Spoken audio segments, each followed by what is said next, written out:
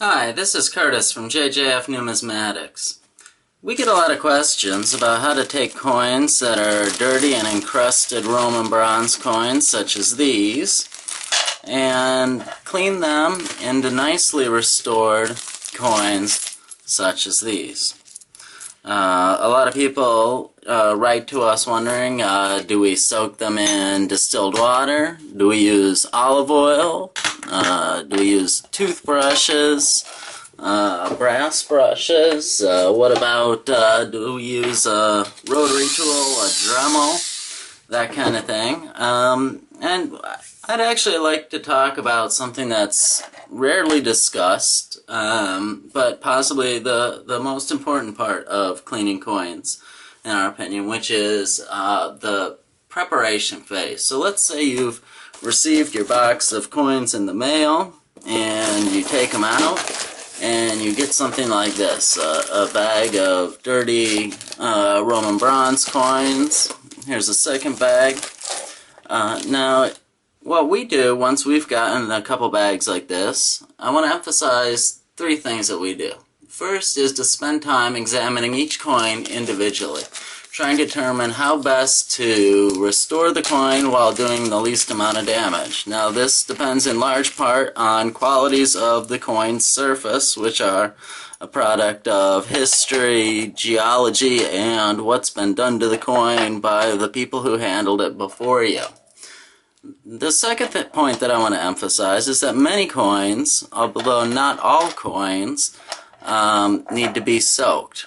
Alright, so I'd emphasize that a minimal approach is probably the best, and if possible, we prefer to clean coins dry. In other words, without any soaking. Now, for some coins, such as this, a heavily encrusted coin, that certainly is going to require either, at a minimum, it will require some degree of picking with a wooden pick, such as this.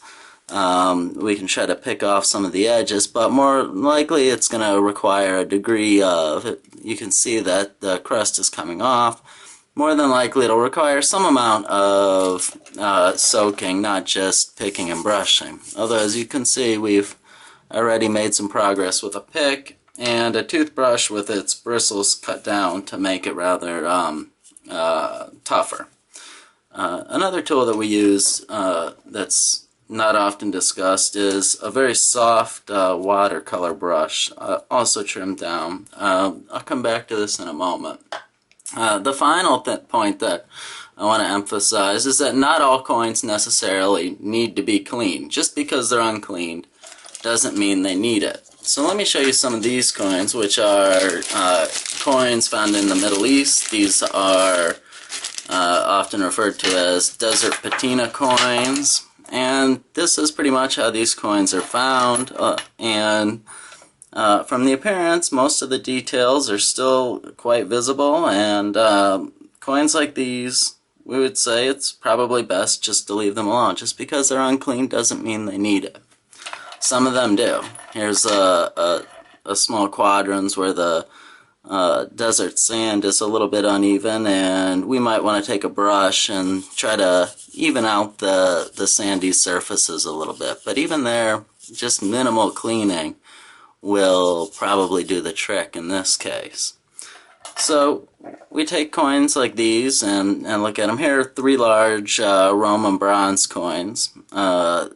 All of these appear to have sturdy surfaces. We don't see too much flaking in the patina. And that suggests to us, first, that they will survive soaking, that soaking won't weaken the patina to the point where brushing it will damage it. And also that they will survive brushing later on. These two on the right in particular have enough dirt that manual cleaning alone with a brush and a pick probably isn't sufficient. This one on the left, the large provincial Roman bronze coin, however, could very well be cleaned without any soaking at all and be left with a rather dusty surface, but well restored nonetheless and in condition to attribute and put in your collection.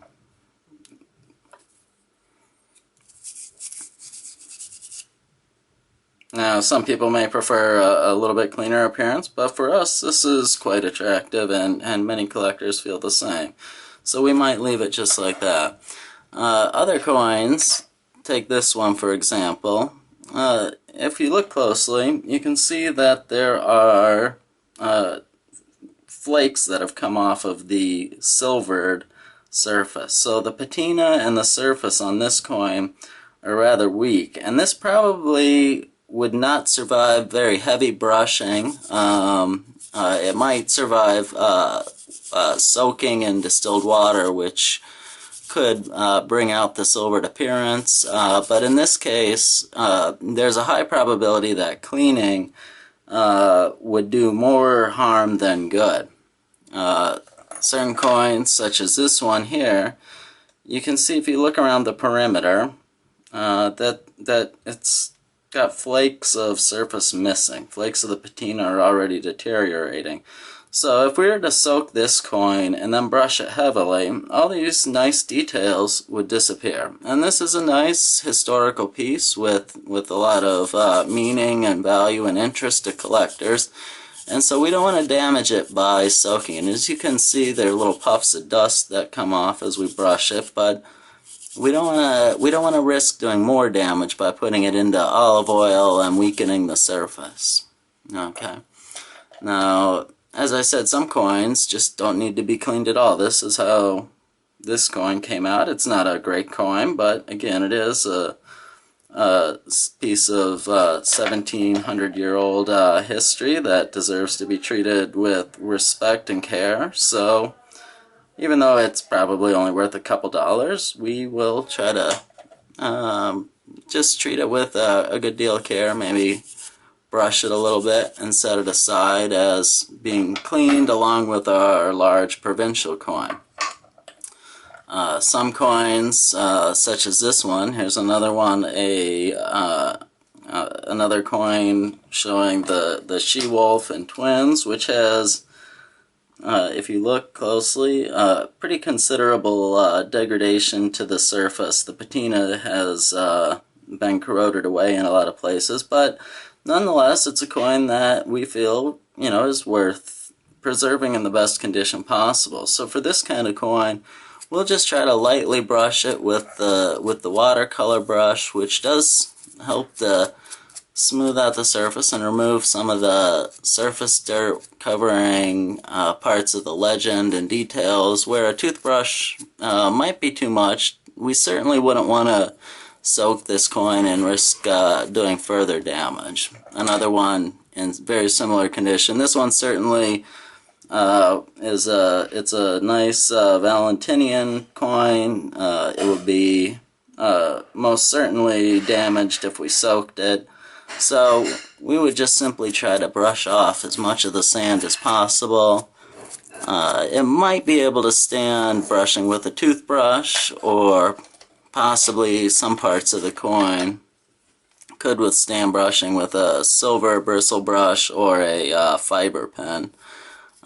So we might try to brush parts of the coin where the patina looks a little bit stronger with this. Again, another coin that doesn't require too much in the way of cleaning. This is how this coin came to us after it was either dug out or processed by our supplier. So we might just give it minimal cleaning, a little bit of a brush, but really there's not enough incrustation on it to really obscure the major details. And this is about as good as the coin's going to look. So we don't worry about cleaning coins like that too much. We don't spend too much time. Now, from that same batch, we do have a number of coins here that will probably require soaking. We do soak these kind of coins, as you can see back here, and we've got some in various states of soaking in olive oil. But for these kind of coins up here, the desert patina coins, these are ones where we really avoid water almost at all costs. These multicolor patinas that these coins have from the desert soil are almost immediately destroyed when they come into contact with water. So we don't even rinse coins like this. At best, we just give them a quick brush and that's it. For a coin like this, we've brushed it a little bit and the surface is smoothed out and the legends are readable.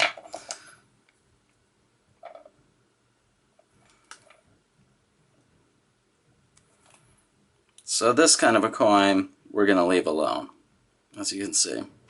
There's not much we can do to improve it, but there's a lot we could do to damage it by more cleaning. Other coins in that same batch may in fact need a little bit of cleaning. So here's one that has more dirt on the surface than we would really like. We'd like to be able to see the details a little more clearly, but we don't want to remove all of this nice sandy coating. So we have a silver bristle brush that we use, which is very, very gentle. It won't damage the coin, and it will only slowly take off this surface sand. And as you can see, it's just taking it off a little bit at a time, and within a few minutes of brushing the front of this coin, we would have a nice looking piece. Another one here, one reason we might brush this one would simply be to even out the multiple colors that you see. It's kind of a patchwork on the reverse, and we might want to smooth out the color a little bit by brushing.